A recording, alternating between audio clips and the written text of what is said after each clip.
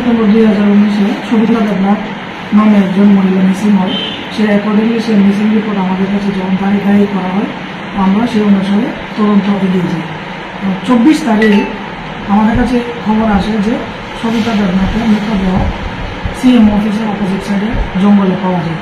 Accordingly আমরা সেখানে যাই এবং অন্যান্য যে ফরেন্সিক টিম ডগ স্পট সহ সেখানে যাওয়া হয়েছে। তদন্তে অনুসারে যে আমরা দুজনকে অ্যারেস্ট করতে পেরেছি। তার নাম একজন হল শ্রীকৃষ্ণ দেবনাথ আর আরেকজন শ্রীমতী চম্পা দেবনাথ। তো দুইজনকে আদালতে ফরওয়ার্ড করা হয়েছে এবং পুলিশ রিমান্ড চাওয়া হয়েছে। হ্যাঁ, আছে। কতদিনের রিমান্ড? 5 দিনের রিমান্ড চাওয়া হয়েছে। কেস নাম্বার কি আছে, সেকশন কি? Women PS case number 29 of 2022 under section 302 IPC. এবং সবিতা দেবনাথ যে ডিজিজড সবিতা দেবনাথের আত্মীয় হচ্ছে আপনার দুঃসম্পর্কের আত্মীয় হচ্ছে চম্পা দেবনাথ, যাকে আমরা আজকে অ্যারেস্ট করেছি। সকলের বাড়ি একই জায়গায়? হ্যাঁ, তারা প্রতিবেশী। জিজ্ঞাসাবাদের জেলে কি তথ্য উঠে?